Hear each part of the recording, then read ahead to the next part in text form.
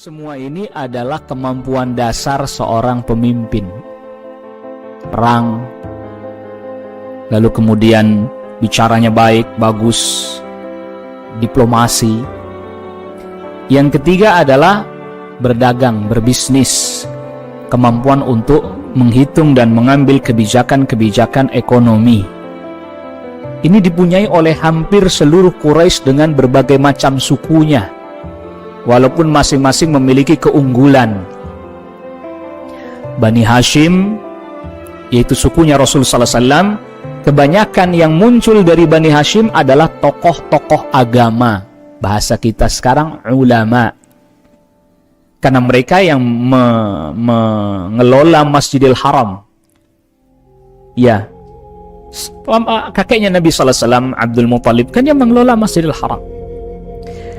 Bani Umayyah, sebagaimana kita sudah sebutkan di awal, banyak muncul para pejabat-pejabat, pemimpin, gubernur, diplomat, duta besar, itu datangnya dari Bani Umayyah. Tetapi tadi secara kemampuan standar mereka semua tadi bahasa yang baik, bicara yang baik, kemampuan untuk berdagang, berperang. Secara individu, jadi itu kemampuan individu. Tetapi setiap suku punya keunggulannya masing-masing. Contohnya misalnya Bani Makhzum. Ini sukunya Khalid bin Walid radhiyallahu an. Plus juga ini Bani Makhzum adalah sukunya Abu Jahal, Amr bin Hisham. Dari Bani Makhzum ini muncul panglima-panglima tempur, pemimpin tapi ranahnya panglima tempur. Maka tidak aneh Khalid bin Walid itu adalah seorang apa? Panglima tempur, bukan panglima kantor, bukan. Karena ada panglima tapi di kantor, tidak tempur. Dari Bani Makhzum ini adalah orang-orang atau satu suku yang lahir darinya panglima-panglima tempur. Amr bin Hisham alias Abu Jahal, panglima tempur nih. Di jenderal lapangan lah bahasa kita sekarang. Lalu kemudian tadi Khalid bin Walid, panglima tempur. Jadi masing-masing suku itu ada kekhasannya sendiri-sendiri. Tetapi secara umum tiga standar kemampuan itu mereka miliki. Mereka bisa. Dan kita sudah bahas tentang Yazid bin Muawiyah, bahwa Yazid bin Muawiyah sempat berada di lingkungan ibunya. Ya, berada di lingkungan ibunya, yang dimana ibunya ini sukunya adalah suku Arab yang hidup di padang pasir, pedalaman, yang itu menempa kemampuan berbahasa. Bicaranya, ngomongnya. Ya, ibunya itu Maisun bintu Bahdal al-Kalbi, dari suku Kalb. Yang dimana suku ini tidak masuk dalam Quraisy. Suku Kalb ini tidak masuk dalam bagian daripada cabang-cabang suku Quraisy, tidak. Jadi cabang akarnya suku Quraisy itu dari Kinanah, yang Rasulullah SAW sabdakan, Innallaha astafa Kinanata min bani Ismail.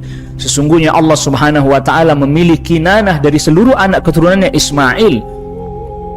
Wastafa min Kinanata Bani Hashim, dan Allah pilih dari Kinanah Bani Hashim. Wastafani min Bani Hashim, dan Allah memilih aku dari kalangan Bani Hashim. Yang tadi kita sudah sebut An-Nadhr bin Kinanah. Nadhr itu anaknya Kinanah. Dialah yang disebut dengan Al-Quraisy Al-Akbar, Quraisy yang pertama. Jadi Quraisy itu sebutan untuk 3 orang, tapi semuanya dari jalur keturunan yang bersambung. Jadi misalnya kakeknya dulu digelari Quraisy, lalu kemudian nanti cucunya di belakang ada yang memiliki sifat-sifat yang mirip dengan kakeknya, digelari Quraisy lagi. Fihr bin Malik.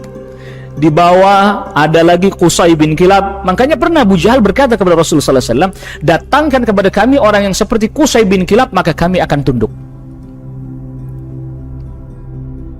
Itu baru ngomongin suku Quraisy ya. Itu belum ngomongin suku yang lain, yang Arab yang lain. Ini kan Arab yang datang dari nasabnya Nabi Ismail alaihissalam.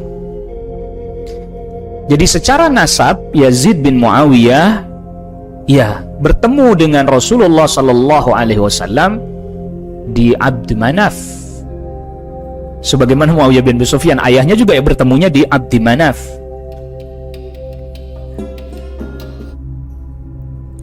Yazid bin Muawiyah sebagaimana kita sudah sebutkan secara ringkas pernah bersama dengan ibunya, tinggal di padang pasir dan seterusnya, tapi kemudian akhirnya dijemput oleh ayahnya.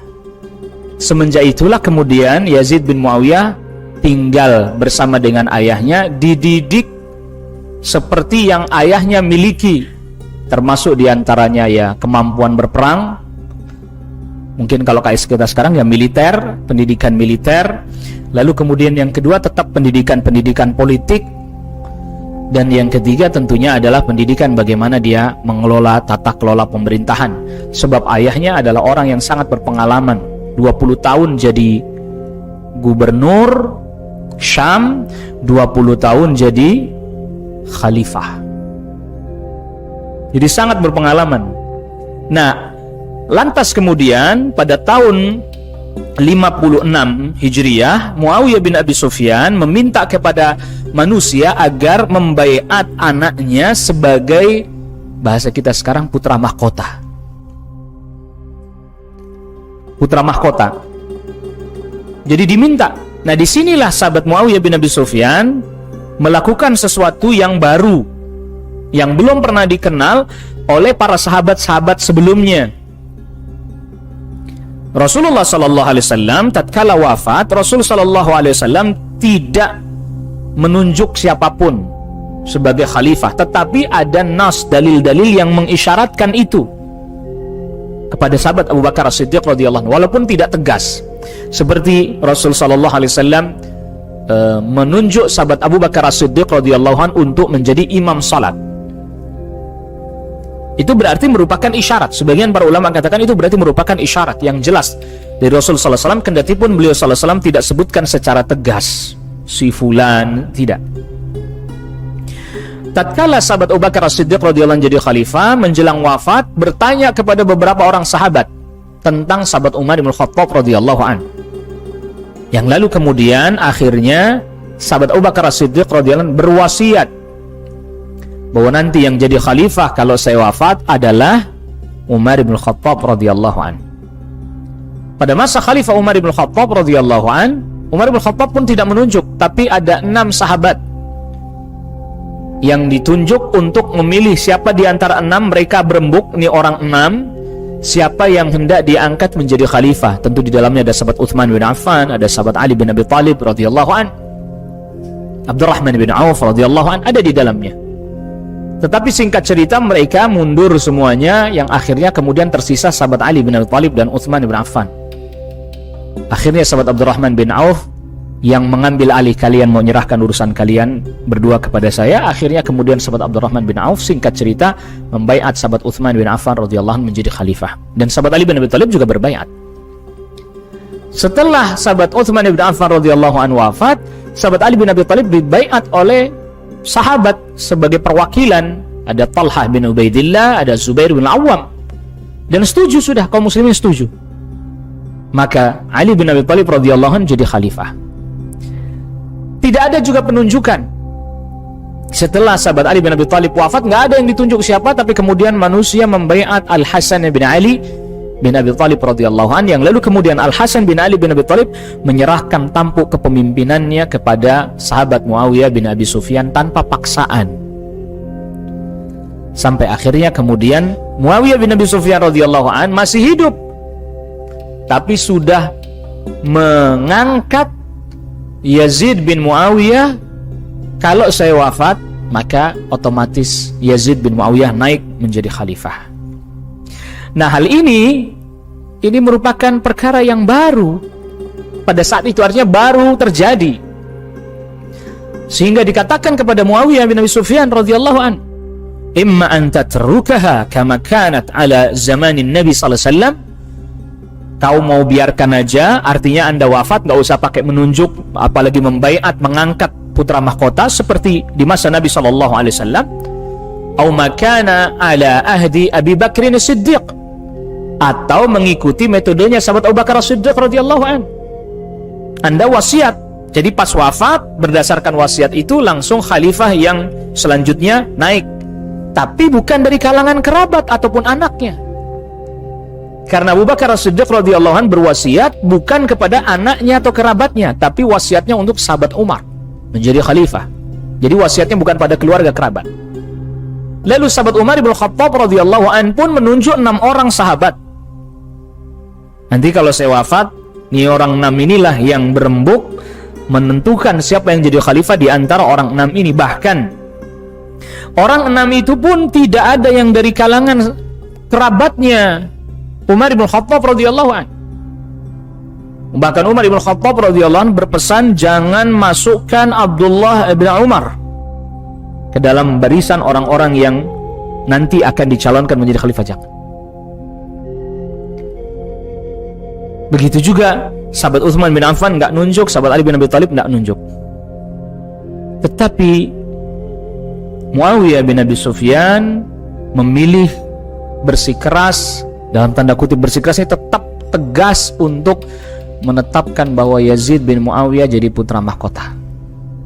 Jadi khalifah yang ini masih hidup sudah minta orang membaiat calon khalifah. Ini kan hal baru pada saat itu.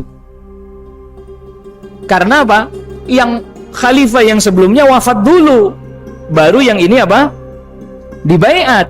Bukan ini masih hidup, tapi sudah membaiat calon khalifah, sedangkan khalifahnya masih hidup.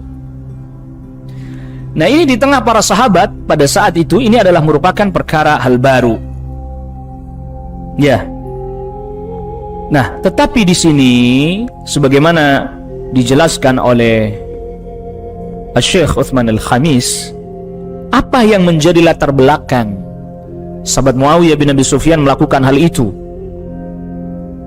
Apakah sahabat Muawiyah bin Abi Sufyan adalah orang yang haus kepemimpinan, yang ingin supaya kepemimpinan terus berada pada keluarganya Bani Umayyah? Syekh Utsman Al-Khamis katakan ini bukan disebabkan karena itu. Tapi penyebabnya adalah karena ketika banyaknya fitnah, banyaknya problem permasalahan. Ya, kalau seandainya ini diserahkan kembali kepada kaum muslimin, nanti kaum musliminnya bertikai lagi. Yang satu dukung ini, yang satu dukung itu, perang lagi, bertikai lagi. Maka kondisi yang seperti itu tidak diharapkan oleh Muawiyah bin Abi Sufyan radhiyallahu an. Sehingga beliau berpandangan daripada kaum muslimin bertikai lagi, energinya terkuras. Ya kan? Kalau perang lagi, bertikai lagi, berkubu-kubu lagi, energi terkuras kaum muslimin untuk hal yang seperti itu. Maka akhirnya kemudian diputuskan kalau begitu Yazid saja, saya angkat dari awal mula. Ya. Nah, Ahlussunnah wal Jamaah menyikapi hal ini bagaimana ini? Jadi kan ini ijtihad ya. Ijtihad ini. Ini permasalahannya permasalahan ijtihad. Ahlussunnah wal Jamaah mengatakan bahwa baiatnya sahih, baiatnya tetap sah. Tetapi memang cara-cara yang seperti ini adalah permasalahan yang banyak menimbulkan kontra di tengah-tengah anak para sahabat. Banyak kontra, sehingga ada sebagian yang mengatakan ini adalah bid'ah yang dilakukan oleh Muawiyah bin Abi Sufyan. Ini hal baru ini, karena dia langsung mengangkat khalifah anaknya sebelum dia wafat. Jadi seakan-akan kekhalifahan adalah warisan. Ya, setelah sebelumnya kekhalifahan itu ditempuh dengan cara musyawarah syura atau kemudian dengan wasiat langsung dari khalifah yang sebelumnya dan tidak boleh pada kerabatnya sendiri, sekarang sudah mulai hanya sekitar pada kerabat-kerabatnya saja. Nah, yang ditolak oleh sebagian orang pada saat itu adalah cara ini, bukan personnya, bukan figur Yazid bin Muawiyahnya, Tapi cara yang seperti inilah yang nggak sesuai menurut sebagian orang. Cara ini cara yang nggak dikenal pada masa-masa khulafa yang sebelumnya, masa-masa khalifah sebelumnya. Yang kedua, bahwa ini yang menjadi titik tidak terimanya sebagian orang, atau titik kritik dan titik kontranya itu, ini harus dipertegas ya. Kalau dalam istilah fikih itu mahallun niza', titik tengkar, titik kontra. Jadi sebenarnya kontranya dalam hal apanya gitu harus jelas. Jangan Anda kontra tapi nggak tahu yang mana yang dikontrain gitu. Kita nggak setuju tapi nggak tahu yang mana yang nggak setuju. Sementara ini kontra yang terkait dengan Yazid bin Muawiyah itu banyak yang diarahkan terkait dengan personnya, tentang orangnya Yazid bin Muawiyah, figurnya. Nanti kita akan jelaskan Bismillahi ta'ala. Orang banyak mempermasalahkan figur, dalam artian figur Yazid bin Muawiyah nggak kompeten, Yazid bin Muawiyah minum khamr, Yazid bin Muawiyah berbuat maksiat. Ini kan berarti figur loh.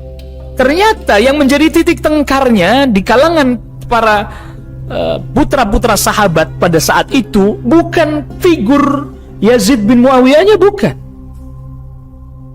Tetapi yang pertama adalah cara, metodenya. Kenapa metodenya tidak mengikuti metodenya para khulafa ar-rasyidun terdahulu? Tapi kita sudah katakan bahwa kerajaan memang setelah khilafah ala manhajin nubuwah yang 30 tahun itu datang masa-masa kerajaan. Tapi masa kerajaan awal adalah rahmah, mulkun wa rahmatun. Kerajaan yang rahmah. Sebelumnya di pembahasan tentang Muawiyah bin Abi Sufyan kita sudah sebutkan. Yang itu para ulama katakan itu masanya Muawiyah itu. Tapi tentunya sebagaimana kita ketahui yang namanya keadaan manusia, baik dari sisi, apalagi dari sisi agama, dari sisi kemampuan, ketaatan, menurun meningkat. Menurun. Dari sisi kompetensi, ketaatan, pasti menurun, nggak mungkin tidak. Nah, maka mereka bukan mempermasalahkan kemampuan personal dari Yazid bin Muawiyah atau kualifikasi personalnya Yazid bin Muawiyah. Mereka tidak meragukan itu. Yang mereka permasalahkan yang pertama adalah kenapa metodenya ini menggunakan metode yang belum pernah dilakukan oleh para khulafa yang sebelumnya. Satu. Yang kedua adalah masih banyak, ini titik tengkarnya, titik atau poin tidak setujunya sebagian anak-anak para sahabat. Mengapa harus Yazid? Toh masih banyak orang-orang yang jauh lebih utama dibandingkan siapa? Yazid bin Muawiyah. Ada Abdullah bin Abbas radhiyallahu anhuma. Ada sahabat Abdullah bin Umar radhiyallahu anhuma. Ada putranya sahabat Abu Bakar As-Siddiq radhiyallahu an, Abdurrahman bin Abi Bakr. Ya. Jadi masih ada orang-orang Abdullah ibn Zubair yang jauh lebih utama daripada Yazid bin Muawiyah. Ada Al-Husain bin Ali bin Abi Thalib. Jadi bukan soal kredibilitas dan kualifikasinya Yazid yang diragukan, bukan secara personal. Dua, metodenya tidak seperti metodenya para khalifah. Kedua, masih banyak orang yang secara kualifikasi menurut pandangan anak-anak para sahabat pada saat itu jauh lebih unggul dibandingkan Yazid bin Muawiyah. Lebih unggul secara kualifikasi. Jadi bukan, awal mulanya itu bukan tuduhan bahwa Yazid itu buat maksiat, minum khamar. Bukan itu. Ini perlu kita ingat, karena nanti orang ini nyerangnya person. Nah, di sini juga ada hal penting yang harus kita perhatikan ya. Ini kita nih sekarang ini kadang kalau lagi tidak suka sama seseorang ya personal yang kita serang. Ini nggak boleh begini. kita memiliki perbedaan pandangan dalam satu permasalahan, bantah dengan hujjah, tafadhal, tapi tidak menyerang personalnya. Jadi isu tentang personalnya Yazid bin Muawiyah yang nggak cakap, nggak kompeten, banyak berbuat maksiat, minum khamr, ini ya isu yang disebarkan yang ini. Padahal permasalahan sebenarnya bukan masalah itu. Maka oleh karena itulah Al-Imam Ibn Al-Arabi di dalam Al-Awasim min Al-Qawasim, beliau katakan, Inna Muawiyata tarakal afdal. Sesungguhnya Muawiyah radhiyallahu anhu meninggalkan yang lebih utama. Artinya orang-orang yang lebih utama dibandingkan Yazid bin Muawiyah. Fi ayyaj'alaha syura, yang semestinya dia jadikan syura. Syura itu ya dia musyawarah lah, biar dipilih yang lebih utama dari Yazid, bukan langsung ditunjuk sebagai putra mahkota. Wa alla yakhussa fiha ahadan min qarabatihi, dan agar supaya Muawiyah bin Abi Sufyan tidak mengkhususkan orang yang dari kerabatnya saja untuk diangkat menjadi khalifah. Ya, fa kaifa waladan, dari kerabatnya aja kalau bisa jangan, apalagi anaknya sendiri. Jadi yang jadi permasalahan itu poin. Bukan masalah kecakapannya atau kredibilitasnya Yazid bin Muawiyah, bukan. Metodenya. Yang kedua adalah masih banyak orang-orang yang lebih utama dibandingkan Yazid bin Muawiyah. Tetapi ujungnya perkataannya Al-Imam Al-Arabi, wa innahu aqadal bay'ata libnihi, dan sesungguhnya Muawiyah bin Abi Sufyan telah menetapkan baiat untuk anaknya. Wa bay'ahun nas, dan manusia pun setuju membaiat Yazid bin Muawiyah. Fan aqadat syar'an, maka akad atau baiatnya ini telah jadi sesuai dengan syariat. Ya, secara syar'i tetap jadi, kata Imam Al-Arabi, tetap sah. Sehingga nanti tatkala Muawiyah bin Abi Sufyan wafat, otomatis anaknya langsung menjadi khalifah tanpa melalui proses, mungkin kalau bahasa kita sekarang, tanpa melalui proses pemilihan, tanpa harus buang uang, tanpa harus menimbulkan potensi pertikaian. Nah, itu yang maka kita katakan tadi, ijtihadnya sahabat Muawiyah bin Abi Sufyan radhiyallahu an, daripada nanti diserahkan supaya musyawarah lalu kemudian, nah sebagaimana tadi kita katakan, kondisinya udah menurun, kondisi kaum muslimin pada saat itu sudah menurun kan, karena banyaknya fitnah di masa mulai dari akhir zaman Khalifah Utsman bin Affan radhiyallahu an sampai zaman Khalifah Ali bin Abi Thalib sampai zamannya Al Hasan bin Ali. Ini bisa jadi menyebabkan, bahasanya orang sekarang, disintegrasi nantinya.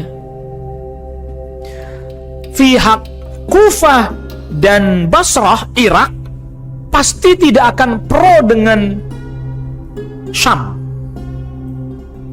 Sebagaimana pihak Syam pun tidak akan setuju terhadap pihak Irak. Jadi pada saat itu, perhatikan juga ini, peta kekuatan kaum muslimin pada saat itu, Makkah Madinah disebut Hijaz.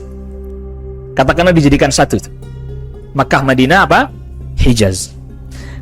Peta yang kedua ini termasuk kekuatan juga, tetapi dalam kancah politik setelah pindahnya sahabat Ali bin Abi Thalib radhiyallahu anhu ke Kufah, maka Makkah Madinah menjadi semacam negeri ulama dan ahli ibadah. Makkah Madinah menjadi negeri ulama dan ahli ibadah yang sangat minim sekali nuansa politis. Makanya Al Hasan bin Ali bin Abi Thalib setelah menyerahkan tampuk kepemimpinan kepada Muawiyah bin Abi Sufyan, Al Hasan bin Ali bin Abi Thalib ngajak adiknya Husain, yuk kita pulang aja ke Madinah, udah nggak usah ngurusin politik, kita ibadah aja. Nanti urusan kekhalifahan setelah Muawiyah bin Abi Sufyan wafat, nanti biar dimusyawarahkan lagi oleh kaum muslimin. Yuk kita pulang. Jadi Makkah Madinah menjadi sebuah tempat yang nyaris tidak begitu ramai dengan hiruk pikuk politik. tapi menjadi tempat religius, orang ibadah, orang taat, menyebarkan ilmu, dakwah dan seterusnya. Ingat, bukan berarti nggak ada sama sekali perannya, tetap ada, tapi nggak begitu muncul, nggak begitu kental. Berbeda dengan dua negeri ini. Yang pertama Syam, dan yang kedua apa? Iya, Kufah, Basrah, Irak. Sebab apa? Kufah dan Basrah ini mereka masih memiliki keyakinan penduduknya bahwa harus yang melanjutkan kekhalifahan itu dari anak keturunannya Ali bin Abi Thalib radhiyallahu anhu, yang berarti kontra Syam. Sedangkan pihak Syam, karena udah diserahkan kepada kami, ini kita bicaranya orang umum ya, bukan Muawiyah bin Abi Sufyan ya, bukan. Pandangan umum, Syam, ya karena kekhalifahan sudah ada pada kami, ya kami yang pegang. Ditambah lagi, sebagaimana kita sudah pernah sebutkan, orang-orang Syam sangat loyal kepada siapa? Muawiyah bin Abi Sufyan. Gimana nggak loyal? 20 tahun jadi gubernur, 20 tahun jadi khalifah, 40 tahun. Coba di negeri kita, presiden paling lama berapa tahun?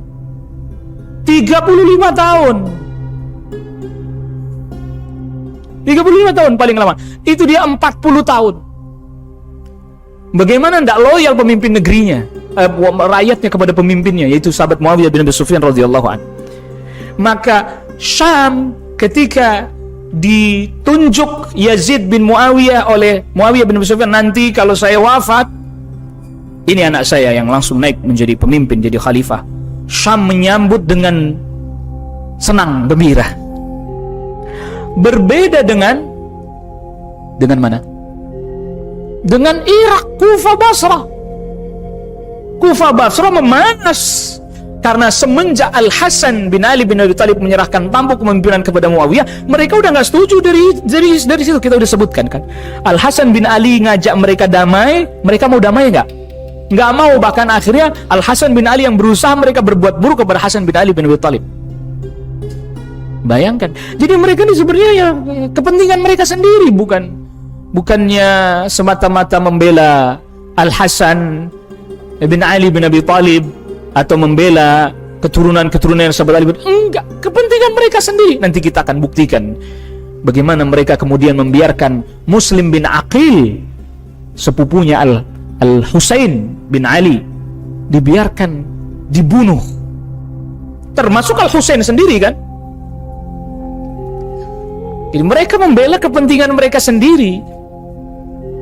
Jadi nggak ada Makkah Madinah ini para sahabat banyak. Di Makkah Madinah banyak yang mengajarkan ilmu, menyebarkan ilmu, berdakwah dan seterusnya.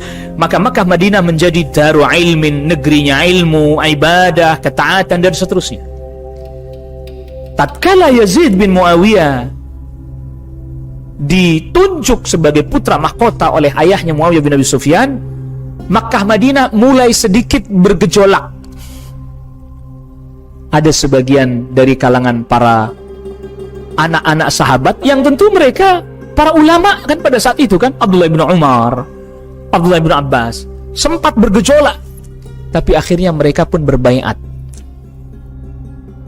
Maka selesailah istilahnya mungkin hawa panas antara Syam dengan Makkah Madinah selesai.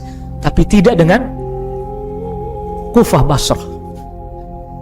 Tidak dengan Kufah Basrah, karena ternyata mereka diam-diam, orang Kufah terus-menerus menyurati Al-Husain bin Ali bin Abi Thalib yang ada di Madinah.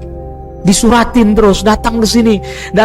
Kami tidak mau Yazid yang jadi pemimpin kami mau Anda yang jadi pemimpin kami. Biar kita tahu, jadi sebenarnya pemberontak yang sebenarnya bukan Al-Husain. Pemberontak yang sebenarnya adalah ini, orang-orang Kufah, yang kemudian mereka mengatasnamakan Al-Husain.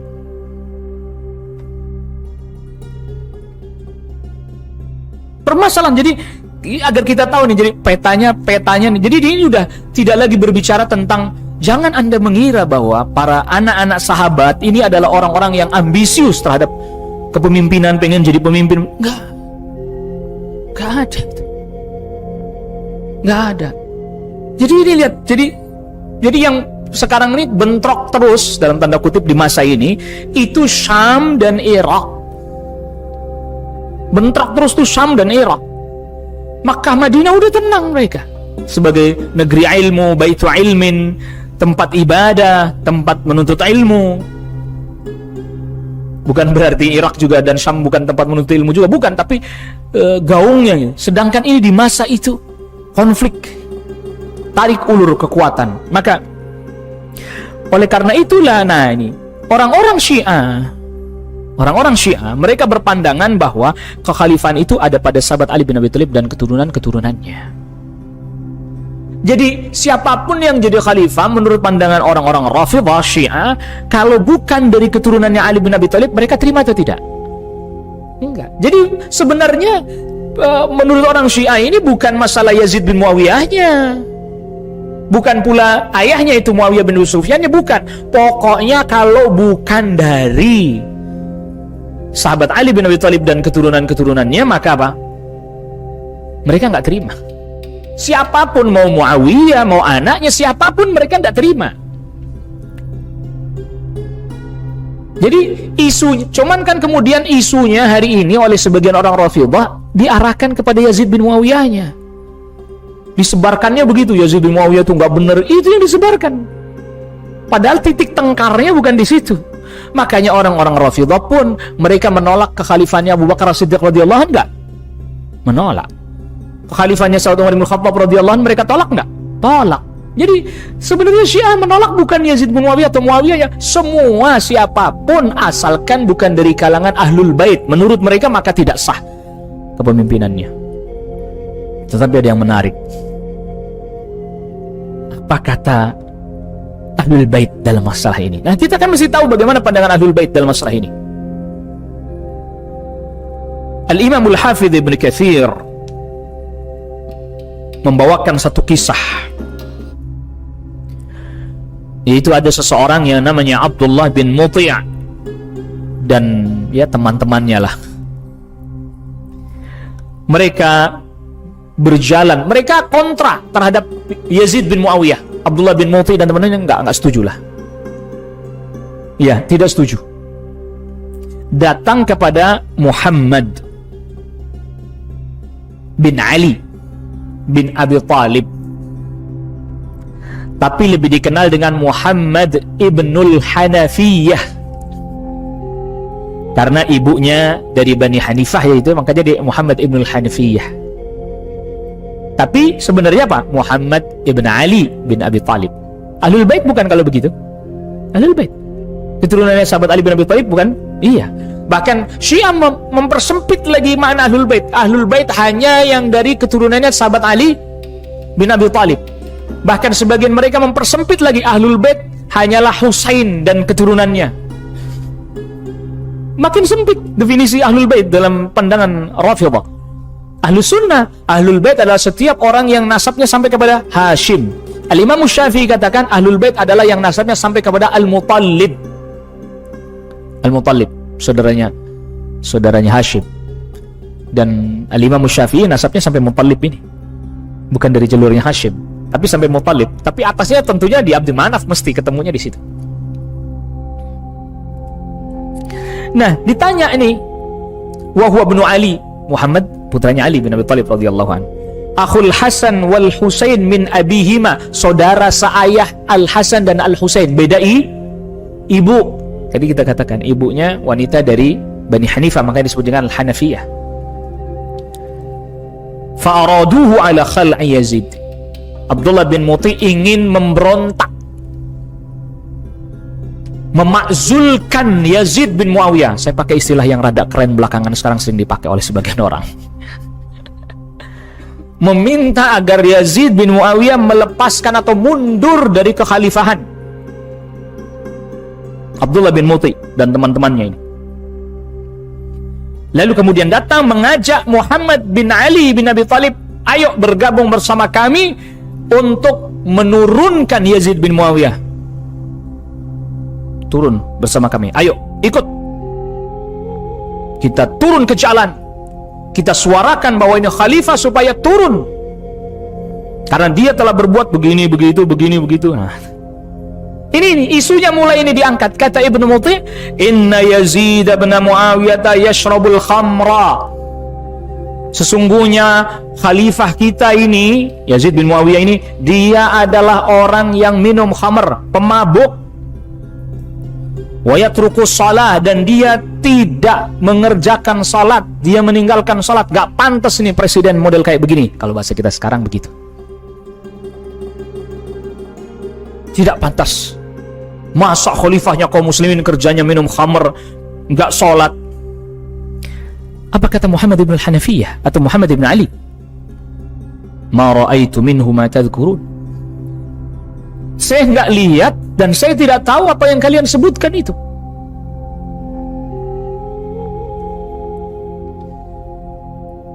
Wa qad hadartuhu wa aqamtu 'indahu. Saya sudah pernah berjumpa langsung dengan Yazid bin Muawiyah. Bahkan saya pernah berdiam bersama dengannya dalam beberapa saat. Kapan? Ada yang ingat nggak? Kapan? Perang. Kemarin kita bahas ketika Yazid bin Muawiyah memimpin perang ke Konstantin, sejumlah anak-anak para sahabat masuk di dalam pasukannya Yazid bin Muawiyah, Abdullah bin Abbas, Abdullah bin Umar, termasuk Muhammad bin al-Hanafiyah, bahkan termasuk Al-Husain bin Ali bin Abi Thalib. Masa mereka nggak tahu kalau emang Yazid nggak sholat, kalau memang Yazid minum khamr? Masa mereka nggak tahu? Perang itu kan safar toh.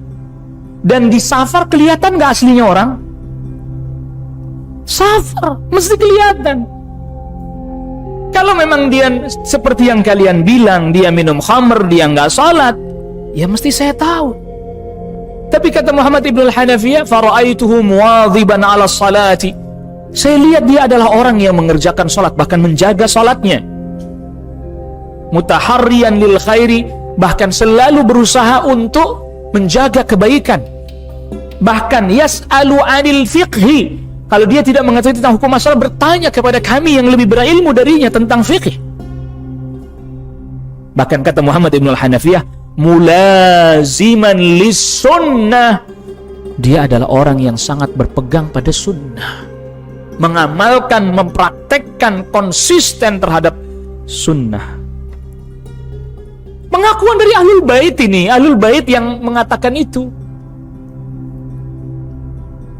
Apakah kemudian Abdullah bin Muti dan teman-temannya setuju? Tetap dia berkata, inna dzalika kana minhu tasannu'an lak. Dia itu pura-pura aja di depan Anda begitu. Pura-pura baik. Pura-pura bijaksana. Pura-pura begini, pura-pura. Lihat, nggak puas nih. Lalu kemudian kata Muhammad ibn al-Hanafiyah, malladhi khafa minni aw rajah. Kalau dia pura-pura di depan saya berbuat seperti itu, memang dia yang dia takutkan dari saya apa? Yang dia harapkan dari saya apa? Saya bukan apa-apa, saya bukan siapa-siapa. Buat apa dia harus berbuat seperti itu di depan saya? Dia ingin berharap apa? Jabatan saya nggak punya, dia malah yang punya. Harta saya nggak punya, dia yang punya. Mencopot jabatannya, saya nggak punya kewenangan, malah dia yang bisa memecat saya dari prajuritnya. Jadi nggak ada motif dia yang membenarkan dia berpura-pura di depan saya. Karena apa? Nggak ada sebab yang bisa dia berbuat seperti itu kepada saya, untuk berpura-pura seperti itu. Bahkan sampai kata Muhammad ibn al-Hanafiyah, afa atla'akum ala ma tadhkuruna min syurbil khamr. Apa kalian tahu langsung, atau apakah dia melakukan di depan kalian langsung dia minum khamr? Kalau memang dia melakukan hal itu di depan kalian, dia minum khamr, lalu kalian diam aja, nggak mengingatkan, berarti kalian sama dong, setuju sama dia. Kalau memang dia minum khamr di depan kalian, lalu kemudian kalian diam aja, ngelarang enggak, nasehatin enggak, berarti kalian sama kan? Orang yang lihat kemungkaran bisa mengingkari tapi diam aja, berarti sama. Berarti kalian temannya juga dong. Atau kalau kalian bisa tahu dia minum bersama dengan kalian, lalu kemudian dia merasa nyaman menampakkan minum khamernya di depan dia. Sekarang begini pertanyaan, orang minum khamer ngerasa nyaman di depan sesama peminum khamer atau yang bukan peminum khamer? Sesama peminum khamer, berarti kalian temennya dong, temen minum khamernya dia, makanya kalian tahu. Nggak bisa ngomong mereka. Lalu kemudian lagi kata Muhammad ibn Hanafiyah, wa illam yutli'akum, dan kalau dia tidak melakukan itu di depan kalian, fama yahillu lakum an tashhadu bima lam ta'lamu, lalu bagaimana bisa halal buat kalian bersaksi atas sesuatu yang kalian tidak tahu dan kalian tidak lihat langsung?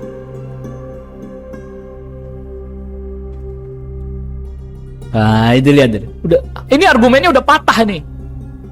Kalian ngelihat langsung? Enggak. Kalau memang dia menampakkan langsung di depan kalian, nah berarti kalian temennya juga. Karena seorang peminum khamr nggak akan nyaman minum khamr di depan orang yang bukan peminum khamr. Tapi kalau seorang peminum khamr senang dia, berarti kalian temennya. Jangan-jangan kalian juga minum khamr juga sama mereka, sama dia? Oh, enggak lah. Nah, lah kalau enggak, terus kalian tahunya dari mana? Kok kalian berani bersaksi bahwa dia minum khamr? Allahu Akbar. Ini perkataan luar biasa. Lalu kemudian apa kata mereka? Tetap saja mereka berkata, innahu indana lahaqqun wa illam nakun ra'aina. Pokoknya kami benar walaupun kami nggak lihat.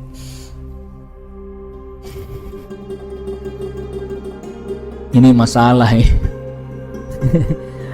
Ini masalah udah. Pokoknya kami benar walaupun kami nggak lihat. Pokoknya yang benar kami aja pokoknya. Innahu indana lahaqqun, pokoknya kami yang benar, wa illam nakun ra'aina, walaupun kami nggak ngelihatnya.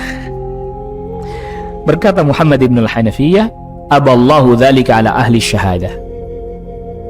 Allah menolak hal itu bagi orang yang bersaksi. Nggak bisa saksi kok nggak tahu, nggak lihat. Allah menolak itu. Lalu kemudian Ibn al-Hanafiyah membacakan firman Allah subhanahu wa ta'ala, illa man syahida bil haqqi wa hum ya'lamun, kecuali yang bersaksi dengan hak dan dalam keadaan dia memiliki ilmu, tahu hal tersebut. Az-Zukhruf ayat ke-86. Ini artinya bahwa tuduhan, personal tuduhan, padahal yang dipermasalahkan oleh sebagian anak para sahabat bukan itu. Tapi ternyata keadaan yang keruh ini dimanfaatkan oleh sebagian orang. Nah, ini juga penting. Masya Allah, belajar sirahnya para sahabat, orang-orang terdahulu, kita dapat pelajaran berharga. Bisa jadi ada sebagian anak sahabat tidak setuju terhadap sahabat Muawiyah bin Abi Sufyan, tapi ada saja sekelompok orang yang memanfaatkan. Ini yang bermasalah, nih yang memanfaatkan ini. Dia manfaatkan seolah-olah para sahabat itu tidak setuju kepada Yazid bin Muawiyah karena tidak terpenuhi persyaratan, nggak kredibel. Dia itu minum khamr. Padahal kan bukan itunya. Tapi ini ada sekelompok orang memanfaatkan itu. Dia manfaatin, ya mumpung lagi ada yang nggak setuju nih. Soal dia nggak setujunya urusan apa? Nggak masalah lah, nggak masalah. Yang penting kita juga kan nggak setuju sama dia, tapi lain masalahnya. Tapi digabung-gabungin. Nah, anak-anak para sahabat, mereka orang-orang yang berilmu, mendalam ilmunya, sehingga nggak mudah diprovokasi. Abdullah bin Umar juga didatangi nih, Pak. Abdullah bin Umar, sahabat Abdullah bin Umar didatangi juga. Ayo Abdullah bin Umar, ayo keluar bersama kami. Kita berjihad untuk menurunkan Yazid bin Muawiyah ini. Jangan, pulang. Tuh. Ini berbuat begini, saya nggak tahu tentang itu semuanya. Padahal Abdullah bin Umar radhiyallahu anhuma termasuk di antara anak para sahabat yang awal mula tidak setuju dengan pembaiatan Yazid bin Muawiyah. Tapi ketidaksetujuannya Abdullah bin Umar bukan karena faktor Yazid bin Muawiyah adalah orang yang figurnya disebutkan oleh orang-orang ini. Tapi karena memang tadi dua hal. Ini nggak pernah terjadi di masa para sahabat terdahulu. Yang kedua, kan masih banyak orang lain yang lebih kompeten dibandingkan Yazid, lebih utama, kenapa yang lain enggak? Itu. Tapi ini kelompok ini yang enggak setuju dengan Yazid dengan alasan lain.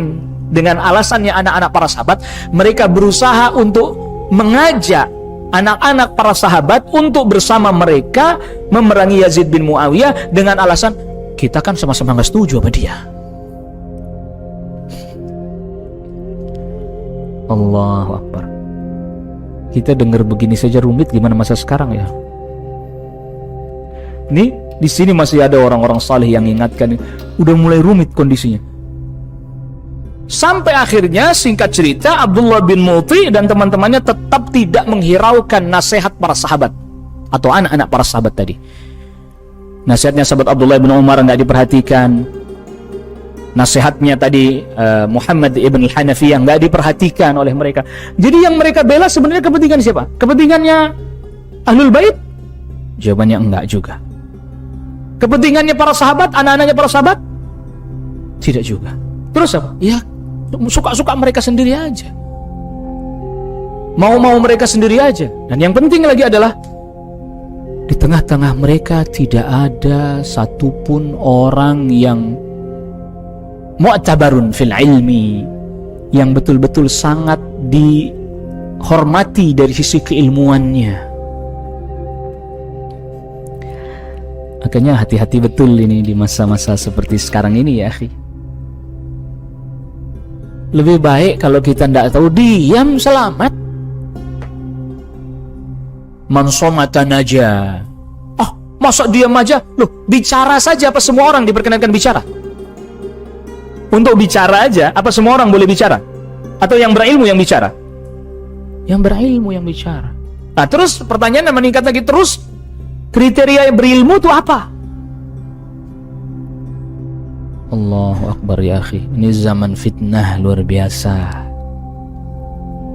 Maka alhamdulillah kalau kita hari ini masih terhubung dengan para ulama, bisa konsultasi, bisa tanya, ya Syekh bagaimana ini ya Syekh? Saya nasihatkan jangan. Ya Syekh, ada sebagian orang yang dia menisbatkan diri kepada salafiyah, lalu kemudian dia membolehkan untuk turun ke jalan dan seterusnya, berdemonstrasi dengan alasan bahwa ini kan pemerintahnya bolehin, itu nggak boleh kalau pemerintahnya tidak membolehkan. Ini kan damai, yang nggak boleh itu kalau anarkis.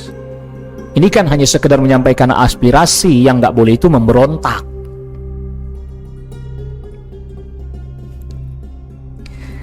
Pertanyaannya sederhana, apakah pemberontakan, penggulingan itu tidak dimulai dari tahapan-tahapan itu tadi? Tiba-tiba memberontak atau dimulai dari tahapan-tahapan tadi, mulai mengumpulkan orang, lalu kemudian mempengaruhi. Ya, ini kan Abdullah bin Muti loh. Abdullah bin Muti itu sampai datangin para sahabat untuk mendukung dia, bahkan kalau perlu ikut turun. Sampai akhirnya melihat gejala itu, gelagat itu. Padahal Mekkah Madinah itu tidak pernah, tadi kita sudah sebutkan, Mekkah Madinah itu tidak pernah menjadi satu negeri yang menjadi kekuatan politis. Ini Madinah nih, Abdullah bin Muti Madinah nih. Artinya tempatnya di Madinah. Kita belum ngomongin Kufah Basrah belum. Nggak pernah Mekkah Madinah itu menjadi basis kekuatan politis kontra dengan Syam. Sebagian tadi kita sudah sebutkan di awal. Kalau Kufah Basrah jelas karuan. Jelas itu. Tapi semenjak ada gerakannya Abdullah bin Muti ini, maka Madinah menjadi, dalam tanda kutip, menjadi satu tempat yang dianggap menjadi kontra Syam. Semenjak ini nih kelompoknya ini. Sebelumnya nggak pernah. Tenang, itu anak-anak para sahabat mengajarkan ilmu, berdakwah, mengajarkan Al-Quran di Makkah, Madinah, Abdullah bin Abbas di Makkah. Maka kemudian lahir para tabi'in, Mujahid, Ikrimah dan seterusnya. Itu kan murid-muridnya Abdullah bin Abbas radhiyallahu anhu. Tapi semenjak itu Madinah menjadi tempat yang memanas secara politis dalam tanda kutip. Melihat gejala yang seperti itu, Yazid bin Muawiyah, tentu dong di masa, kita udah sebutkan, di masa Muawiyah bin Abi Sufyan itu diperkuat lembaga intelijen. Iya, dari semenjak zamannya Muawiyah bin Abi Sufyan, lembaga intelijen diperkuat. Makanya ada sekitar kurang lebih 500 surat rahasia.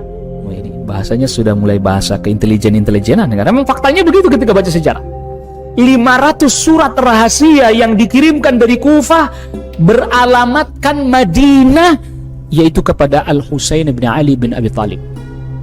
Muawiyah bin Abi Sufyan telah mengendus atau mengetahui hal tersebut. Ya, kita pakai bahasa yang mungkin orang sekarang agak provokatif, mengendus gitulah. Itu sebenarnya kan mengetahui hal tersebut, karena tadi lembaga intelijen di masa kekhalifahan Muawiyah bin Abi Sufyan diperkuat disebabkan karena fitnah yang begitu besar. Bahkan termasuk pasukan Paspam Khalifah. Kalau sekarang pas Pampres. Dulunya yang namanya Khalifah tuh nggak ada Paspamnya, nggak ada. Pasukan pengaman Khalifah, elit khusus, Secret Service. Kalau Amerika Secret Service nggak ada dulunya. Al-Husain nggak punya Secret Service. Ali bin Abi Thalib radhiyallahu anhu nggak punya. Utsman bin Affan radhiyallahu anhu nggak punya. Umar bin Khattab tidurnya aja di bawah pohon di luar, nggak ada yang jaga. Bener nggak? Nggak ada Secret Service. Saya mau ketemu Khalifah zaman Khalifah. Di mana Khalifah? Kalau nggak di masjid ya di bawah pohon tuh. Nyari Khalifah mudah. Kalau nggak di masjid di bawah pohon, istirahat lagi tiduran. Ini Khalifah, bingung orang. Khalifah begini, nggak ada pengamanan, nggak ada penjagaan. Kenapa? Saking negerinya, masyarakatnya masih amanah. Tidak ada pengkhianat dari dalam. Sampai rajanya, khalifahnya bebas mau tidur di mana. Tapi semenjak Muawiyah bin Abi Sufyan radhiyallahu an, ingat kisah di mana kita udah pernah sebutkan sahabat Ali bin Abi Thalib kan diutus Abdurrahman bin Muljim untuk membunuh Ali bin Abi Thalib. Ada utusan yang juga diutus oleh Khawarij untuk membunuh Muawiyah bin Abi Sufyan. Sampai akhirnya ketika ditebas pedang tidak kena bagian belakangnya sih. Yang itu kemudian membuat Muawiyah bin Abi Sufyan tak bisa punya anak lagi seumur hidup. Semenjak itu Muawiyah bin Abi Sufyan bikin pasukan khusus pengaman.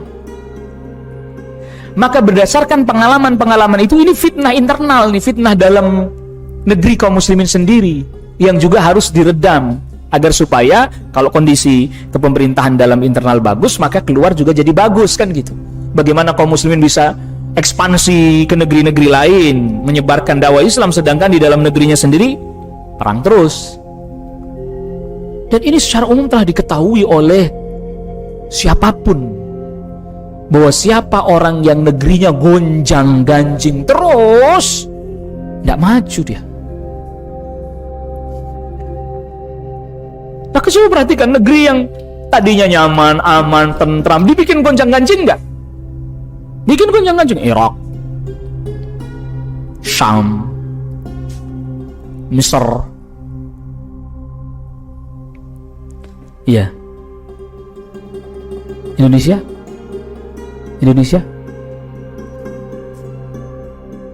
Gonjang-ganjing terus, isu terus diangkat lagi. Udah tenang dikit, isu baru diangkat. Udah tenang dikit, terus seperti itu.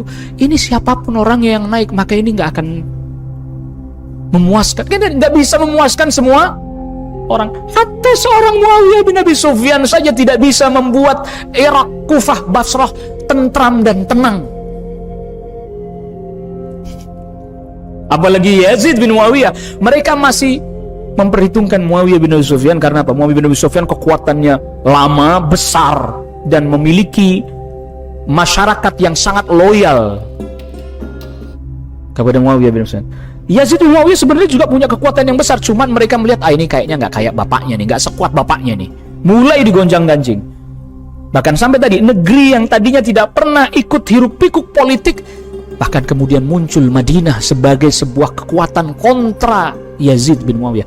Yazid bin Muawiyah langsung menyiapkan pasukan, tolong Madinah redam. Karena nggak pernah ada ceritanya Madinah seperti itu, nggak pernah ada. Ya Abdullah bin Muti ini nih pasukan dan orang-orangnya. Masuk pasukan ke Madinah, habis itu Abdullah bin Muti dan pasukannya. Tetapi ada dampak buruknya. Sebagian para sahabat atau anak-anak sahabat yang tidak ikut dalam pergulatan dan pergolakannya Abdullah bin Muti pun akhirnya sebagian mereka ada yang menjadi korbannya. Karena panglima perang yang diutus sedang tidak hadir di ingatan saya ini namanya. Kalau yang di Kufah, Basrah nanti Ubaidullah bin Ziyad yang kemudian merangkap Kufah.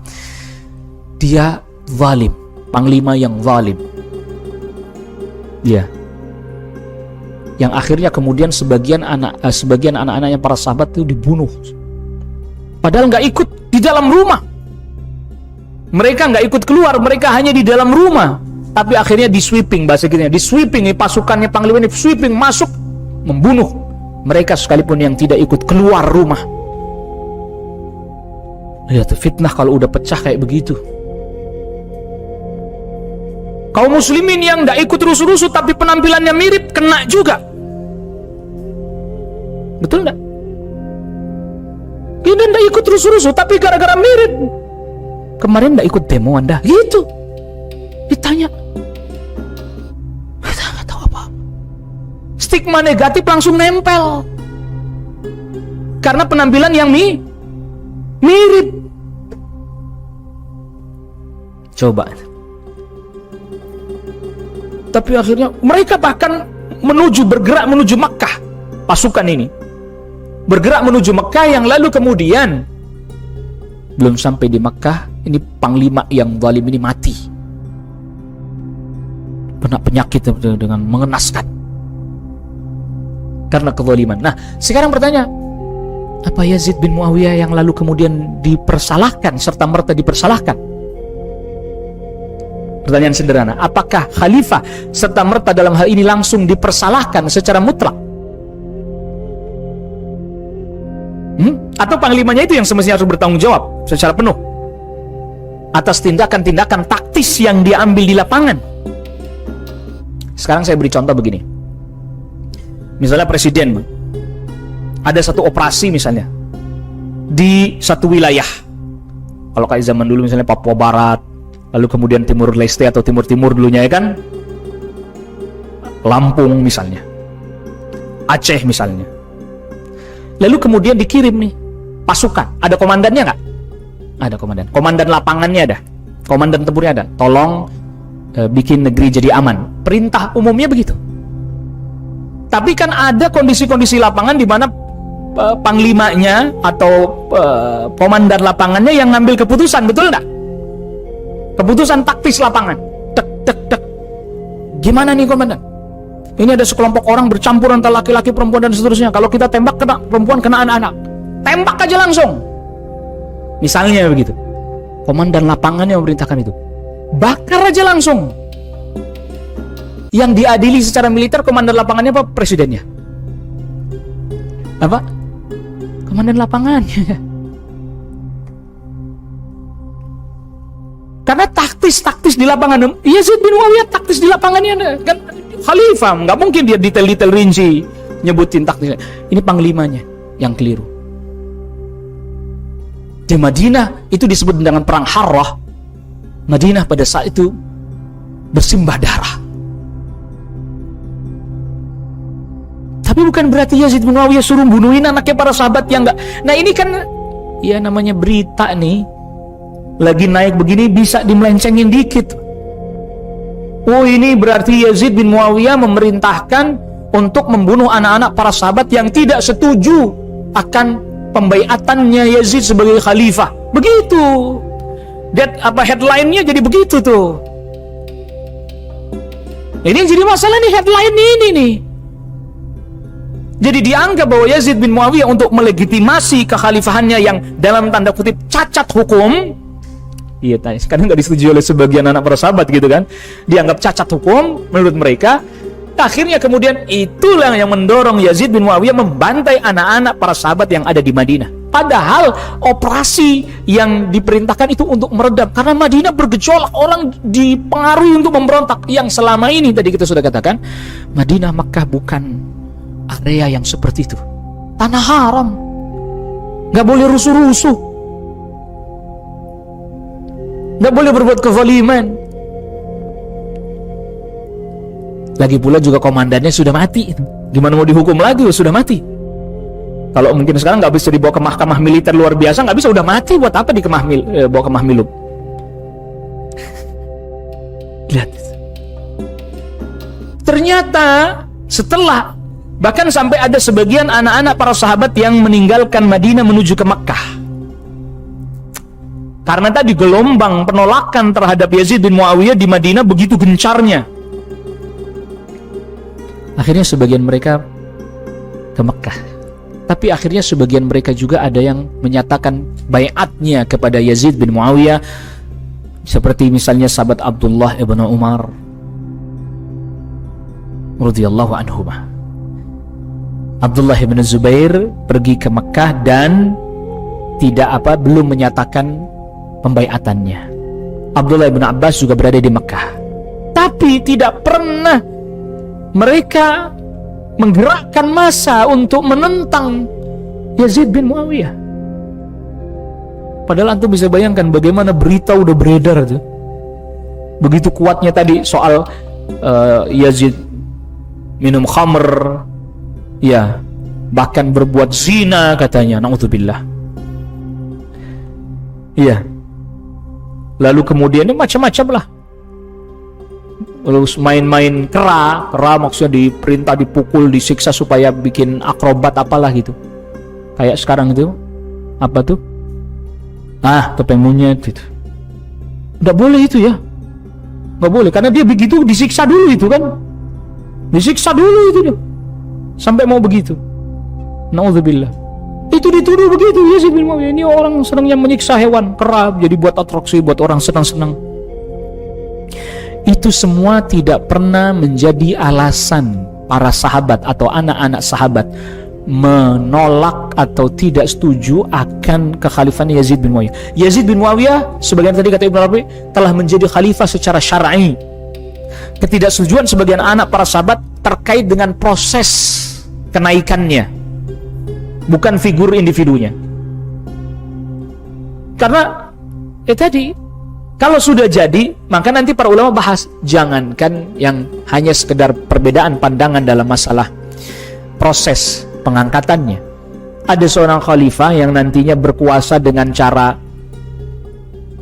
memberontak aja. Jadi misalnya ada pemberontakan, berhasil misalnya. Dan seperti nanti Abbasiyah. Pemberontakan berhasil sehingga kemudian Daulah Bani Umayyah runtuh, maka naiklah mereka jadi khalifah.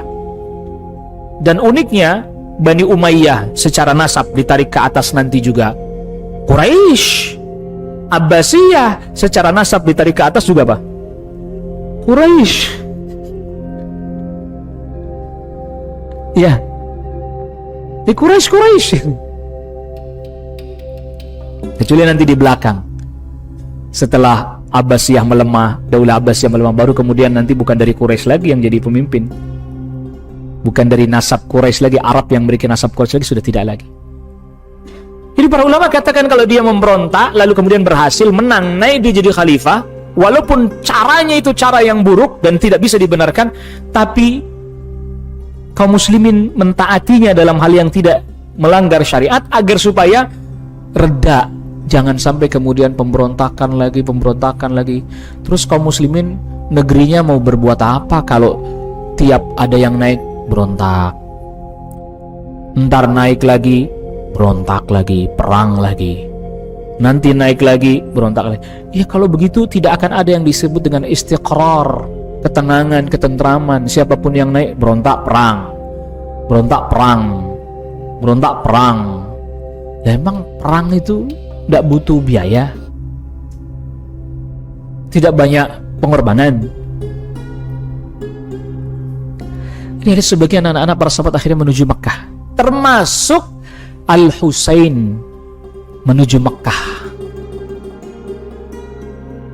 Yang dimana ketika Al-Husain menuju Mekah, Itu pun Al-Husain mempertimbangkan untuk, jadi kondisi Madinah semenjak itu sudah tidak kondusif.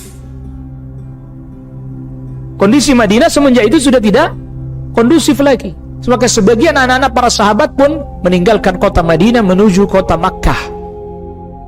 Nah, Al-Husain karena sering disurati ini, tadi kita sudah sebutkan ada sekitar 500 surat dikirimkan kepada Al-Husain. Al-Husain pun memiliki pandangan hendak menuju Kufah. Posisi lagi di Mekah, masih di Mekah ini Al-Husain. Sebagian anak-anak para sahabat, bahkan sebagian sahabat pun mengingatkan, termasuk sahabat Abdullah bin Umar, sahabat Abdullah bin Abbas, jangan, gak usah kamu ke sana, udah di sini aja di Mekah aja. Madinah sedang tidak kondusif, udah di Mekah. Mekah masih kondusif. Anda mau ibadah, menuntut ilmu, udah di sini aja, tenang. Jangan ke Kufah. Bahkan Muhammad bin Ali, saudaranya sendiri yang dikenal dengan Muhammad ibn Hanafiyah, sudah mengingatkan Al-Husain, jangan. Bang, abang kan ini, abang saya, abangnya Muhammad bin Hanafiyah, abang saya kasih nasihat, jangan kesana lah. Itu negeri Kufah, itu negeri fitnah, itu udah konflik terus isinya, nggak tenang. Iya, jadi ninggalkan Madinah yang konflik menuju ke Mekah udah mulai tenang, tentram, malah pengen menuju negeri yang lebih apa? Lebih buruk lagi. Jangan. Mungkin tahu kakak kita Al-Hasan itu sampai melepaskan kekhalifahan karena memang orang Irak ini khianat, nggak amanah. Saya khawatir terjadi sesuatu dengan Anda. Itu para sahabat Abdullah bin Abbas, Abdullah bin Umar, bahkan saudaranya sendiri Muhammad bin Ali ingatkan, jangan ke sana deh, jangan.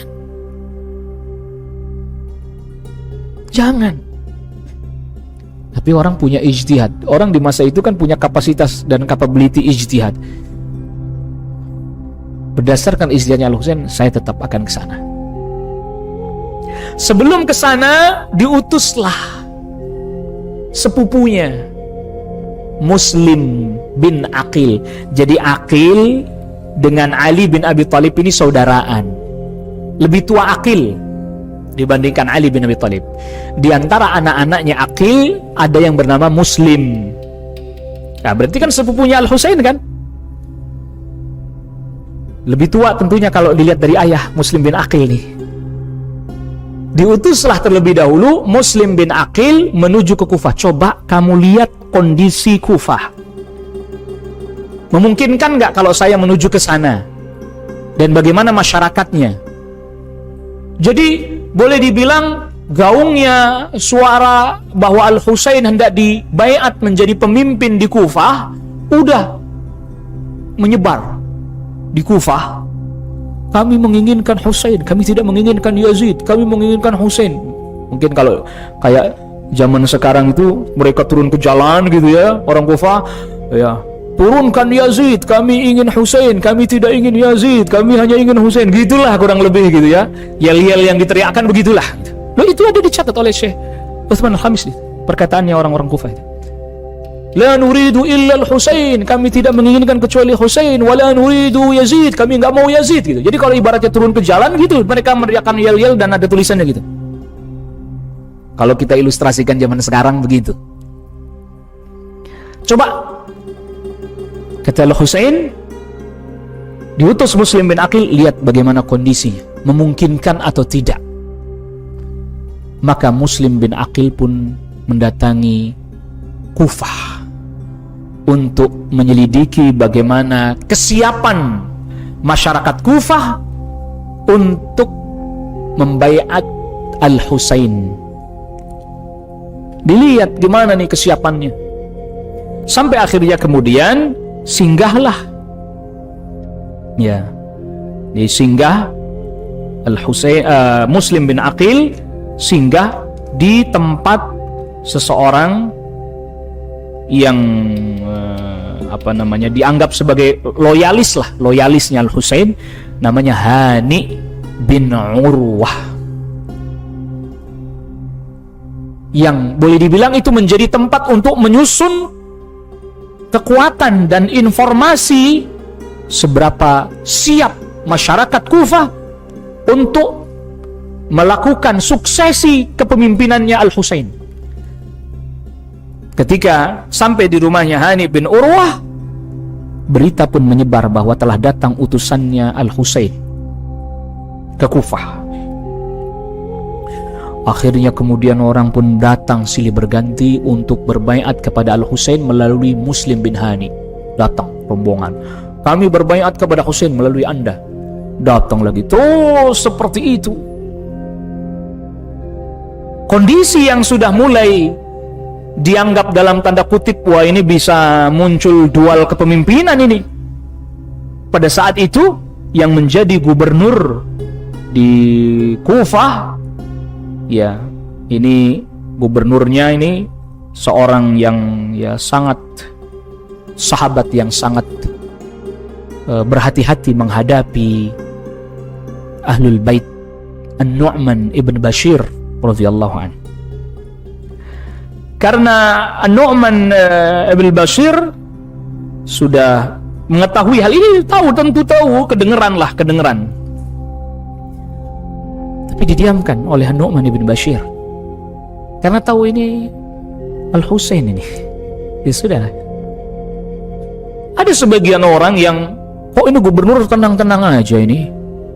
Ini kan potensi perpecahan ini.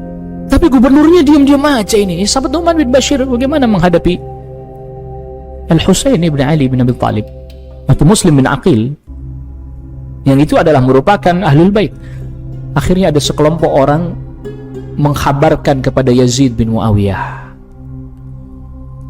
Setelah kondisi Madinah yang tadi kita sebutkan, konflik memanas dan seterusnya, lalu kemudian ini Kufah pun akan pecah. Basra ada gubernurnya sendiri masih, Ubaidullah bin Ziyad. Akhirnya kemudian dari Syam, Yazid bin Muawiyah mengirim surat yang mencopot An-Nu'man bin Bashir, lalu menunjuk Ubaidullah bin Ziyad menjadi gubernur dua negeri sekaligus, yaitu Basrah, sebelumnya dia di gubernur Basrah, dan Kufah. Akhirnya Kufah dan Basrah menjadi dua wilayah yang disatukan dengan satu kepemimpinan gubernur Ubaidullah bin Ziyad. An-Nu'man bin Bashir pun dicopot dari jabatannya sebagai gubernur.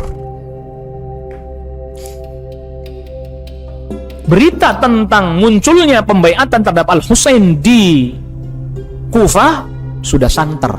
Ubaidullah bin Ziyad yang tadinya di Basrah udah tahu, sudah dengar tentang hal itu, udah dengar. Ini muncul bibit-bibit permasalahan ini. Yang ini akan menimbulkan problem.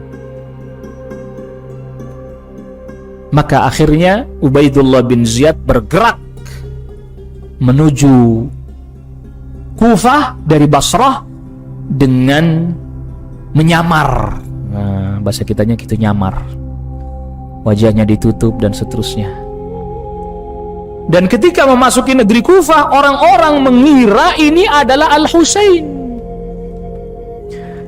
Ubaidullah bin Ziyad dikira sebagai apa? Sebagai Al-Husain, sehingga ketika lewat satu kaum, ya, orang-orang pun berkata, dengan menyambut, marhaban, selamat datang bibni binti Rasulillah, dengan anak laki-laki dari putrinya Rasulullah sallallahu alaihi wasallam. Selamat datang. Dia diam aja, dia dikira Al-Husain. Ubaidullah bin Ziyad sampai, mungkin bahasa kita sampai di istana Kufah, baru kemudian dikumpulkan beberapa orang, termasuk ditunjuk salah satu telik sandi mata-mata, ya, namanya Ma'qil, ditunjuk. Ma'qil ditugaskan menyamar, menyusup ke dalam orang-orang yang loyalis Husain, pura-pura jadi orang yang juga loyal kepada Al-Husain. Singkat cerita, akhirnya Ma'qil pun mendatangi rumahnya Urwah bin Hani. Awal mulanya nanya-nanya dulu kan ke orang-orang, kan nggak tahu rumahnya Urwah bin Hani. Ada apa Anda? Kok nanya-nanya rumahnya Urwah bin Hani? Saya ini dari Syam, dari Hims. Orang sekarang nyebutnya Homs. Dari Hims, itu kan wilayah Syam juga. Saya ingin berjumpa dengannya. Saya ingin menyumbang 3.000 dinar untuk suksesi kepemimpinannya Husain. Bener nih, bener. Berarti Anda loyal Husain juga? Oke, siap. Tapi diam-diam ya. Nanti ada mata-mata ngeliat kita. Mungkin begitulah bahasa kitanya. Nanti kita ketemu jam sekian, diam-diam. Saya antarkan kamu ke rumahnya Urwa bin Hani. Siap. Anda agak kebayang gak sih bagaimana kondisinya seperti itu? Kita semua kebayang gak sih bagaimana kondisinya kayak seperti itu? Ada semacam gerakan itu ya. Dan itu bukan Husain yang punya inisiatif, bukan. Husain berbaik sangka bahwa di negeri itu memang nggak ada pemimpinnya dan seterusnya. Husain berbaik sangka begitu. Radhiyallahu anhu. Singkat cerita, diantarkanlah ini Ma'qil ke tempatnya Urwa bin Hani. Diperjumpakan. Ini dia Urwa bin Hani. Ternyata di dalam rumahnya Urwa bin Hani terdapat Muslim bin Aqil. Akhirnya laki-laki ini Ma'qil ini pura-pura, saya bermaiat kepada Husain melalui engkau wahai Muslim bin Aqil, dan saya datang sengaja hendak memberikan bantuan untuk suksesi kepemimpinannya Al-Husain. 3.000 dinar diserahkan. Kan jadi percaya mereka, berarti betul dia pendukung kita juga. Ahlan wa sahlan wa marhaba. Maka rumahnya Urwa bin Hani itu mungkin kalau sekarang disebut dengan rumah Husain. Tim ses.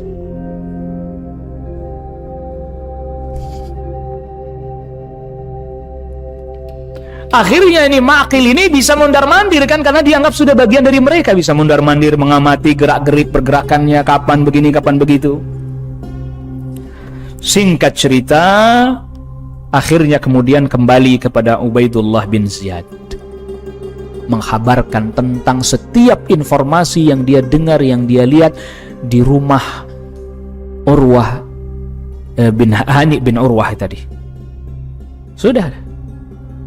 Akhirnya itu masih dibiarkan sama Ubaidullah bin Ziyad, dibiarkan. Gali informasi lebih banyak lagi, cari informasi lebih banyak lagi, dibiarkan. Sampai orang banyak datang sudah berganti ke rumahnya Urwa bin Hani bin Urwah. Wah, udah bayat. Sampai akhirnya kemudian ini Al-Husain pun akhirnya dikabari oleh Muslim bin Aqil. Wahai saudaraku, surat utus-utusan negeri Kufah telah siap menyambut Anda. Ya, negeri Kufah telah siap menyambut Anda. Maka pada hari Tarwiyah tanggal 8 Dzulhijjah mulai bergerak Al-Husain berangkat. Dan semua informasi sudah dipegang sama gubernur Ubaidullah bin Ziyad. Jadi masyarakat Kufah nggak tahu terjadi pergantian gubernur, nggak tahu. Mereka mengira bahwa gubernurnya masih An-Nu'man bin Bashir, dan Nu'man bin Bashir membiarkan. Ya, gubernur nggak tahu, kita dibiarkan. Dia nggak tahu kalau gubernur sudah diganti dengan Ubaidullah bin Ziyad. Mereka kira aman-aman aja. Akhirnya kemudian setelah mengetahui itu, digerebek rumahnya Hani bin Urwah. Bahasa kitanya itu digerebek. Pasukan datang, langsung dikepung rumahnya. Ya. Lalu kemudian ditangkap Hani bin Urwah. Hani bin Urwah tangkap. Tanya, di mana Muslim bin Aqil? Kata Hani bin Urwah, la adri, saya nggak tahu. Bohong kata dia. Bawa. Setelah dibawa, panggil. Mana Ma'qil, panggil, suruh kesini. Datang Ma'qil, yang tadi yang pura-pura jadi pengikutnya selama ini itu. Apakah kamu kenal dia? Iya. Wah, Hani bin Urwah baru sadar, oh ternyata selama ini orang ini adalah mata-matanya Ubaidullah bin Ziyad. Lalu kemudian tanya, kamu tahu dia? Ya. Kalau begitu di mana sekarang Muslim bin Aqil? Karena jelas dia tahu bahwa di rumahmu ada Muslim bin Aqil. Jadi ketika pas digerebek itu nggak ditemui, Muslim bin Aqil nggak didapati. Akhirnya apa? Singkat cerita, Hani bin Urwah nggak mau ngaku. Demi Allah, kalau seandainya dia ada di bawah telapak kakiku, sekalipun aku tidak akan mengangkat telapak kakiku. Artinya saya tetap akan sembunyikan dia. Akhirnya kemudian dipukul, cambuk, disiksa lah bahasa kita, sampai kemudian dipenjara. Hani bin Urwah dipenjara. Lantas kemudian nih Muslim bin Aqil, pada saat Muslim bin Aqil mendapatkan kabar, jadi Muslim bin Aqil sudah mau kasih tahu Al-Husain, keluar mau kasih tahu Al-Husain, kirim utusan. Hani bin Urwahnya ditangkap. Muslim bin Aqil mendapatkan kabar itu. Karena mendapatkan informasi bahwa Hani bin Urwah ditangkap, maka akhirnya Muslim bin Aqil mengumpulkan 4.000 orang mengepung istananya Ubaidullah bin Ziyad. Kantor gubernur dikepung. Bahkan orang-orang Kufah pada saat itu ikut mendukung Muslim bin Aqil. Karena apa? Ubaidullah bin Ziyad nggak punya kekuatan, dia baru di Kufah, dikepung. Wah, Anda bisa bayangkan, istana gubernur dikepung sama 4.000 pasukan plus orang-orang Kufah yang ada pada saat itu semuanya. Ubaidullah bin Ziyad sedang berkumpul dengan tokoh-tokoh pada saat itu dari tokoh-tokoh Kufah. Di dalam, Anda jangan bayangkan ini tahun 98 ya. Dikepung, minta dibebaskan. Atau tahun 84 ya, ini lain lagi. Bebaskan Hani bin Urwah, bebaskan Hani bin Urwah. Itulah bahasa kitanya begitu. Bebaskan Hani bin Urwah. Ubaidullah bin Ziyad di dalam dengan tokoh-tokoh Kufah. Ubaidullah bin Ziyad dalam keadaan terdesak seperti itu. Nah, ini memang Ubaidullah bin Ziyad termasuk orang yang mampu bernegosiasi. Tokoh-tokoh Kufah yang ada di dalam istana itu langsung diajak bicara. Sederhananya beginilah, bahasa sederhananya begini. Kalian ini adalah tokoh-tokoh. Pasti perkataan kalian didengar. Ya, pasti perkataan kalian didengar. Sekarang Muslim bin Aqil itu, ini bahasa Ubaidullah bin Ziyad, itu siapa? Apa kalian mau mengorbankan diri kalian untuk Muslim bin Aqil? Apa kalian mau menjadi korban diri kalian, anak kalian, keluarga kalian jadi korban? Kufah tumpah darah hanya untuk satu orang ini. Sekarang gini aja deh, saya nggak akan memerangi siapapun. Yang penting Muslim bin Aqil tidak lagi bergerak di Kufah untuk mencari dukungan. Dan siapa yang mau mendukung saya kasih harta, hadiah. Kalau kalian nggak mau juga, maka saya sekarang akan segera mengutus utusan ke Syam agar Syam mengirim pasukan besar ke Kufah untuk meluluh lantakkan negeri Kufah. Bukan hanya meluluh lantakkan negeri Kufah, bahkan setiap orang yang ikut mengepung ini, maka keluarganya pun akan dihabisi sampai ke anak dan istrinya, saudaranya, bapaknya, ayahnya, semuanya. Ubaidullah bin Ziyadnya nggak main-main memang ini. Ya, nanti juga kita lihat bagaimana kiprahnya dia dalam menghadapi Al-Husain ibn Ali bin Abi Thalib. Tokoh-tokoh Kufah pada saat itu ya goyah. Gimana nih, daripada anak kita mati dibantai, mendingan kita nerima hadiah aja ya. Ya udah, terima hadiah aja lah katanya. Lihat bagaimana orang Kufah berubah langsung. Akhirnya keluarlah tokoh-tokoh Kufah ini, wahai kaum, jangan kalian lakukan itu wahai kaum. Tuh lihat. Ya. Bahkan secara secara tidak langsung akhirnya disebarkan tadi itu berita bahwa yang menentang akan dibunuh dan seterusnya. Sampai misalnya ada seorang pemuda ikut mengepung itu ya, sampai ibunya datang. Nah, udah pulang aja, pulang. Istrinya datang, suamiku pulang aja, kasihan anak kamu nanti. Pulang mereka akhirnya, sampai tidak tersisa orang yang bersama dengan Muslim bin Aqil. Tadinya 4.000 cuma tinggal 30 orang. Kabur satu-satu, Pak. Kabur satu-satu. Ada yang didatengin istrinya, pulang aja mas, kamu gak kasihan sama anak-anak? Pulang dia. Udah terima hadiah aja mendingan daripada dibantai, kan mendingan terima hadiah. Iya juga ya, pulang. Iya. Ada saudaranya datang, wahai kakakku, udah nggak usah ikut, biarin aja, pulang aja. Kita tinggalin aja Muslim bin Aqil biar sendirian. Itu kan urusan dia katanya, bukan urusan kita. Nanti daripada kita dibantai, mendingan kita terima hadiah. Oh gitu ya? Iya, pulang. Tinggal 30 orang dari 4.000. Bahkan sampai ketika matahari terbenam, gak ada orang sama sekali kecuali hanya Muslim bin Aqil sendirian. Para demonstran pulang semuanya, meninggalkan Muslim bin Aqil. Allah, gak bisa dipegang orang Kufah ini. Jadi itu sudah terbukti zamannya Al-Hasan kan, gak bisa dipegang orang Kufah ini. Bener-bener mereka itu ya pokoknya yang nguntungin ya itu yang diambil lah, gitu aja lah pokoknya. Daripada kita mati dibantai, anak istri dibantai, mendingan terima hadiah, pulang nih, pulang. Habis, gak tersisa satu orang. Akhirnya pergi. Muslim bin Aqil udah sendirian, gak ada pendukung, yang pergi melewati jalan-jalan, lorong-lorong, gang-gang sempit untuk menghindar dari kejaran pasukan di lorong-lorong dan gang-gang Kufah. Tidak tahu harus pergi kemana. Sampai akhirnya ketuk satu pintu. Ada seorang wanita dari suku Kindah yang keluar. Lantas Muslim bin Aqil berkata, saya ingin minta air minum. Diperkenankan masuk. Tadinya merasa asing kan, perempuan ini siapa?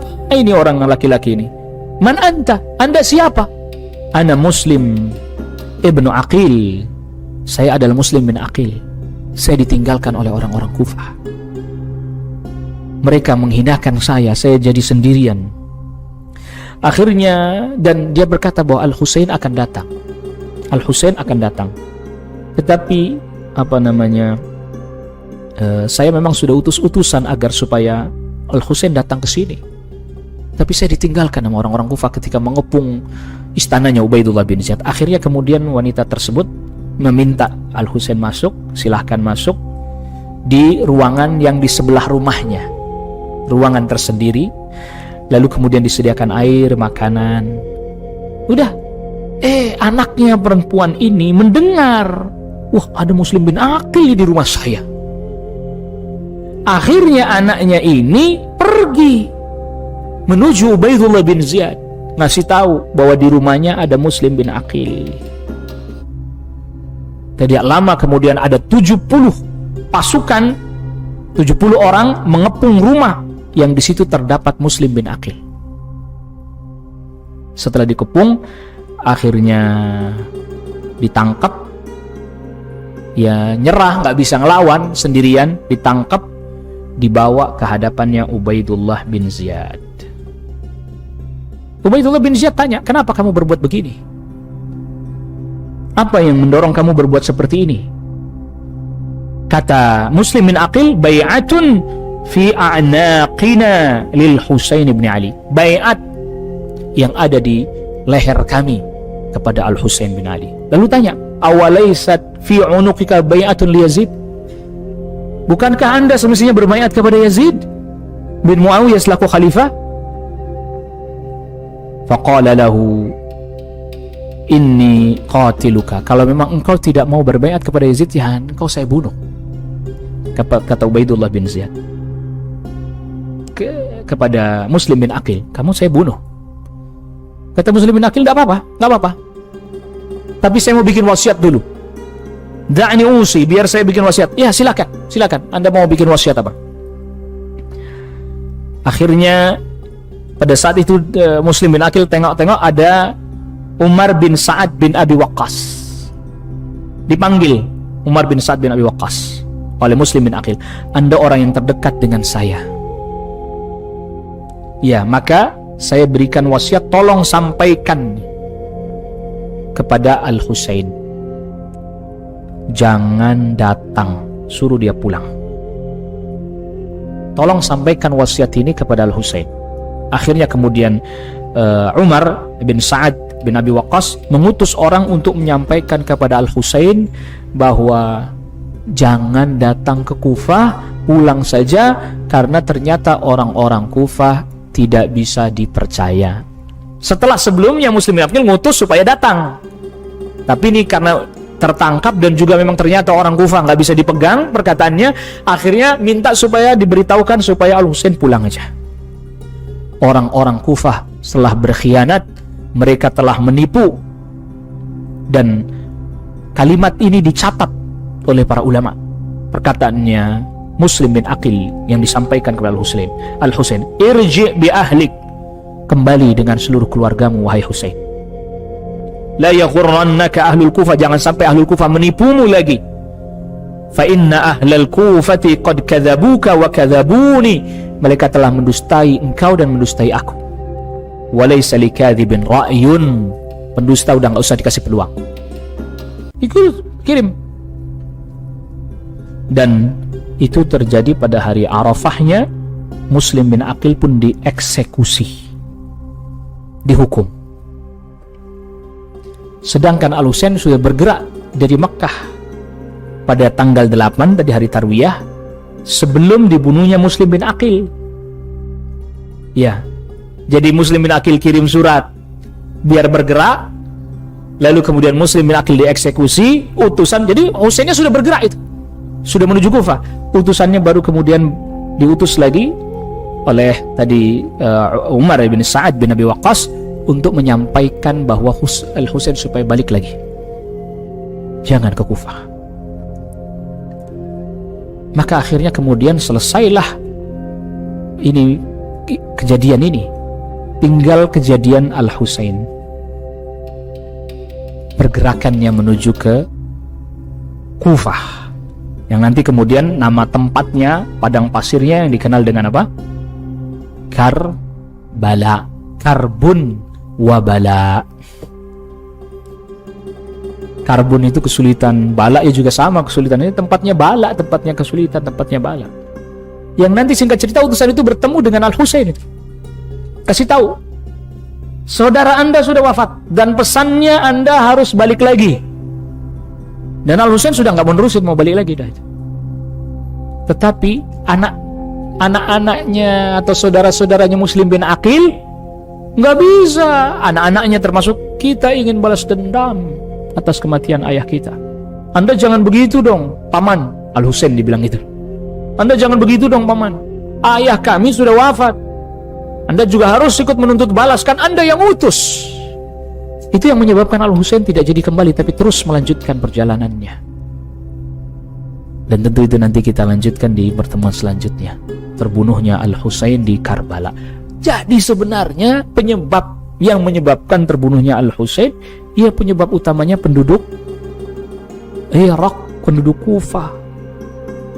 Tapi mereka sendiri nanti yang pura-pura menyesal dengan pukul-pukul wajah mereka, dengan sobek bajunya, pakaiannya, bahkan melukai diri. Na'udzubillah. Nasallallahu alaihi wasallam. Nah, ini yang bisa kita bahas di pertemuan kita kali ini. Waktu juga yang tidak mencukupi tentunya. Waktu zuhur semakin dekat sekarang ini ya, semakin lebih awal. Tidak ada pertanyaan kan? Oh ada.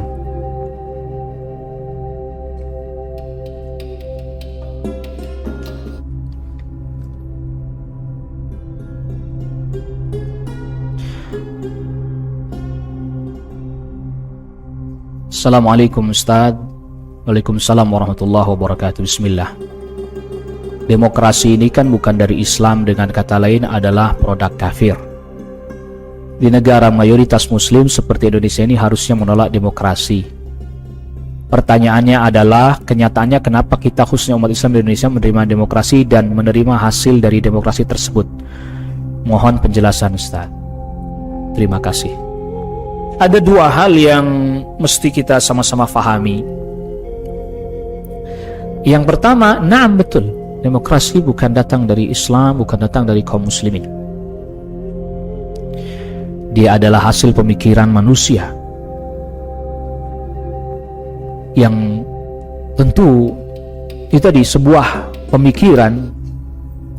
Itu tinggal bagaimana satu kaum itu mengerti betul dan memahami pemikiran itu seperti apa dan bagaimana, sehingga mereka bisa bersikap menerima atau menolak.